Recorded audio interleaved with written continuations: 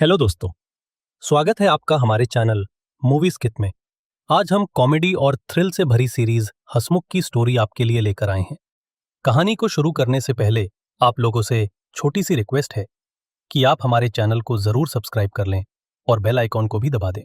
हंसमुख, जो इस सीरीज का हीरो है, पहले उसके किरदार पर थोड़ा ध्यान देते हैं।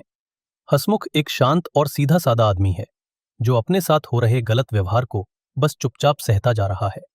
वो पिछले 4 साल से कॉमेडियन गुलाटी के साथ काम कर रहा है, लेकिन अब तक खुद स्टेज पर परफॉर्म नहीं कर पाया। हर बार जब उसे मौका मिलता है, वो घबरा जाता है और बोलते समय हकलाने लगता है। अब सवाल ये है कि हंसमुख कैसे एक बड़ा कॉमेडियन बनेगा और वो क्यों खून करने लगता है। यही आगे की कहानी में देखने को मिलेगा। कहानी की शुरुआत में हंसमुख एक बड़े स्टेज पर कॉमेडी करते हुए नजर आता है। वो जोक्स की झड़ी लगा देता है और सब हंस रहे होते हैं।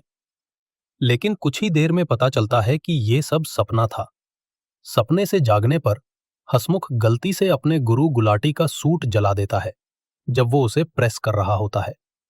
उसी समय जिमी, जो गुलाटी का मैनेजर है, हंसमुख से पूछता है, क्या तुमने गुलाटी को उसका पान दे दिया? हंसमुख जवाब देता है, हाँ, मैंने उन्हें पान और शराब दोनों दे दी हैं। ये सुनकर जिमी गुस्से में आ जाता है क्योंकि गुलाटी शराब पीकर बाहर हंगामा करने लगता है। गुलाटी को संभालते हुए जिमी उससे पूछता है, तुम सिर्फ ठंडे पकौड़ों के लिए क्यों झगड़ रहे थे? गुलाटी जवाब देता है, मैं हर शो से पहले गरम पकौड़े खाता हूं ताकि मुझे जोक सुनाने का आत्मविश्वास मिले। ऑडियंस को संभालने के लिए जिमी वहां से चला जाता है। तभी हंसमुख गुलाटी से कहता है कि वो भी स्टेज पर परफॉर्म करना चाहता है। गुलाटी हंसते हुए कहता है, चलो, पहले अपने जोक्स मुझे पढ़कर सुनाओ। हंसमुख धीरे धीरे हकलाते हुए अपने जोक सुनाने लगता है। गुलाटी इस बात पर हंसमुख की काफी बेइज्जती करता है, इसलिए हंसमुख ठान लेता है कि वो आज परफॉर्म करके ही रहेगा। हंसमुख गुलाटी का सूट पहन लेता है और वो परफॉर्म करने के लिए निकलने लगता है, मगर गुलाटी उसे रोकता है और दोनों के बीच झड़प शुरू हो जाती है। हंसमुख गुलाटी से अपने आप को बचाने के लिए गुलाटी पर चाकू से हमला कर देता है, जिसके कारण गुलाटी मर जाता है। इसके बाद हंसमुख स्टेज पर परफॉर्म करने के लिए जाता है, जहां सभी लोग हंसमुख को देख हल्ला करने लगते हैं। लेकिन हंसमुख अपने जोक्स और कॉन्फिडेंस से सभी लोगों का दिल जीत लेता है। जिमी ये देख काफी खुश हो जाता है। जिमी हंसमुख के जोक्स के बीच में गुलाटी को देखने के लिए जाता है, तो वो ये देख चौंक जाता है कि हंसमुख ने गुलाटी का खून कर दिया है। पुलिस को गुलाटी की मौत की खबर मिलते ही वो जिमी और कुछ लोगों को थाने बुलाकर पूछताछ शुरू कर देती है। जिमी सब कुछ जानते हुए भी हंसमुख का नाम पुलिस को नहीं बताता। बाद में जिमी हंसमुख से मिलने उसके चाचा की कांच की फैक्ट्री में जाता है, जहां हंसमुख एक मजदूर के रूप में काम करता है। जिमी हंसमुख को अपने साथ मिलकर काम करने का प्रस्ताव देता है और हंसमुख इसके लिए तैयार हो जाता है। हंसमुख कुछ सबूत गुलाटी की लाश के पास छोड़ आया था, जिन्हें जिमी पुलिस की नजर से बचाकर फैक्ट्री में लेकर आता है, ताकि वे सबूत भट्टी में डाल दिए जाएं और हंसमुख कभी पकड़ा न जा सके। जिमी और हंसमुख एक नए शो में जाते हैं, जहां हंसमुख पहले वाले शो की तरह परफॉर्म नहीं कर पाता है, जिसके कारण जिमी हंसमुख से इसका कारण पूछता है। हंसमुख बताता है कि उसे परफॉर्म करने के लिए जो फील चाहिए था वो नहीं मिल पाया, इसलिए उसका कॉन्फिडेंस गिर गया। पहले शो में हंसमुख इसलिए अच्छा परफॉर्मेंस देता है क्योंकि गुलाटी को मारने के बाद उसके अंदर कॉन्फिडेंस जागता है कि वो भी कुछ कर सकता है। चूंकि हंसमुख इस नए शो से पहले ऐसा कुछ नहीं करता है, तो उसका कॉन्फिडेंस कम होता है और वो परफॉर्म नहीं कर पाता। जिमी अब एक नए शो के लिए हंसमुख को एक मुर्गा और बकरा देता है ताकि उन्हें मारकर हंसमुख का कॉन्फिडेंस अच्छा हो जाए, मगर इससे हंसमुख को कोई फायदा नहीं होता। हंसमुख जिमी को ये समझाने की कोशिश करता है कि उसे कॉमेडी करना छोड़ना होगा, क्योंकि उसे परफॉर्म करने के लिए शो से ठीक पहले एक खून करना होगा, जो कि बहुत ही मुश्किल है। दोनों के बीच बात चल ही रही थी कि इस बहस के दौरान हंसमुख के चाचा आ जाते हैं और वो उसे डांटते हुए पूछते हैं कि तुम फैक्ट्री क्यों नहीं आए। हंसमुख के चाचा हंसमुख का मजाक उड़ाना शुरू कर देते हैं, जिसके कारण हंसमुख को गुस्सा आ जाता है। हंसमुख जिमी को बाहर भेज देता है और इसके बाद हंसमुख अपने चाचा का खून कर देता है। खून करने के कारण हंसमुख का कॉन्फिडेंस बढ़ जाता है, इसलिए हंसमुख की परफॉर्मेंस अब काफी अच्छी होती है। अपनी परफॉर्मेंस को खत्म करने के बाद हसमुख और जिमी दोनों चाचा की लाश को फैक्ट्री में मौजूद भट्टी में डाल देते हैं। जिमी हसमुख को बताता है कि बरेली में उन्हें नया शो मिला है और इसी के साथ पहला एपिसोड खत्म हो जाता है। दूसरे एपिसोड में हमें हसमुख का बचपन दिखाया जाता है। हसमुख बचपन से ही बहुत भोला होता है और उसके इसी भोलापन का फायदा उठाकर बाकी बच्चे उसे परेशान करते रहते हैं। फिर एक दिन उसे इस डर पर काबू पाने का तरीका मिल जाता है और वो तरीका है चुटकुले। हसमुख शरारती बच्चों पर अपने चुटकुले लिख देता है, जिसके कारण शरारती बच्चे अब पूरे स्कूल में मजाक का विषय बन जाते हैं। कहानी अब वर्तमान में आती है।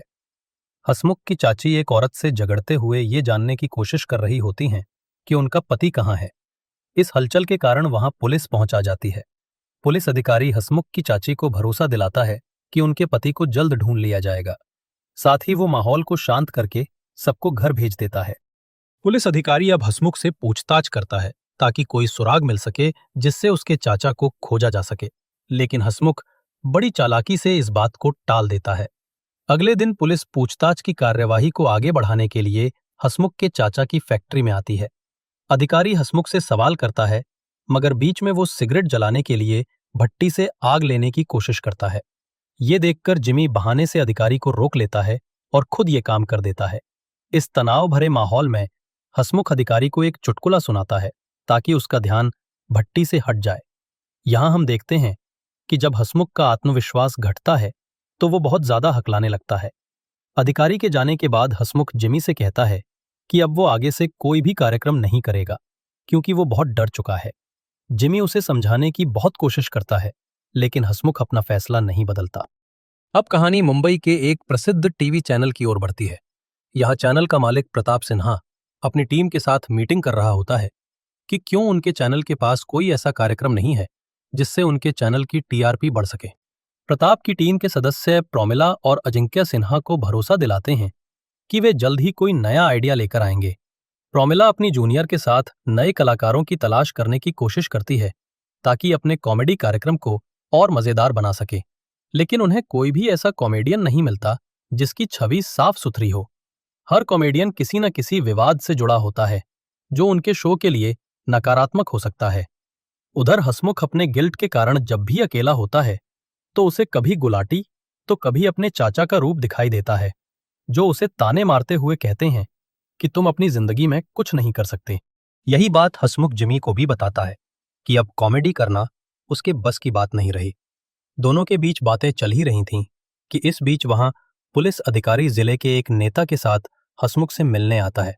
वो नेता हसमुख पर दबाव डालता है कि वो उसके कार्यक्रम में हिस्सा ले ताकि उसका कार्यक्रम और लोकप्रिय हो सके। इस नेता की बातों से ये साफ हो जाता है कि ये नेता अपराधी स्वभाव का है और अब तक कई मासूमों की जान ले चुका है।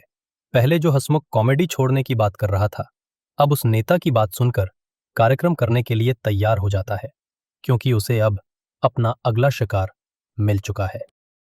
कार्यक्रम वाले दिन हसमुख किसी बहाने से नेता के टेंट का पता लगा लेता है और मौका पाकर उसका खून कर देता है। ये कार्यक्रम जिले की 2 प्रमुख पार्टियों द्वारा आयोजित किया गया था, जिनमें से एक पार्टी के नेता को हसमुख ने मार दिया था, लेकिन अपनी कॉमेडी से हसमुख माहौल को इतना संभाल लेता है कि किसी को यह एहसास नहीं होता कि कार्यक्रम का एक और मुख्य मेहमान गायब है। जिमी, जो सच्चाई जानता था, तुरंत नेता के टेंट में जाकर हसमुख द्वारा किए गए कार्य के सबूत को मिटा देता है और कुछ नकली सबूत बनाकर वापस कार्यक्रम में लौट आता है। ये कार्यक्रम काफी ज्यादा सफल होता है, इसीलिए यूट्यूब पर भी ये बहुत लोकप्रिय हो जाता है। टीवी ऑफिस में प्रोमिला हसमुख की इस प्रोग्राम को देखकर बहुत प्रभावित होती है और अपनी जूनियर से कहती है कि हसमुख को हमारे कार्यक्रम के लिए इनवाइट करो। जब हसमुख के घर की डोरबेल बजती है तो हसमुख पहले घबरा जाता है कि उसके घर पर पुलिस आई है, लेकिन अगले ही पल उसकी घबराहट खुशी में बदल जाती है क्योंकि अधिकारी उसके घर पर पीवी चैनल की टीम के साथ आया है जो हसमुख को अपने शो में शामिल करना चाहते हैं। इसी के साथ दूसरा एपिसोड समाप्त हो जाता है। हम आशा करते हैं कि आपको इस सीरीज की कहानी पसंद आई होगी। हमारी छोटी सी विनती है, हमारे चैनल को सब्सक्राइब करें, वीडियो को लाइक करें ताकि हमें आगे और बेहतर कहानियां लाने की प्रेरणा मिल सके।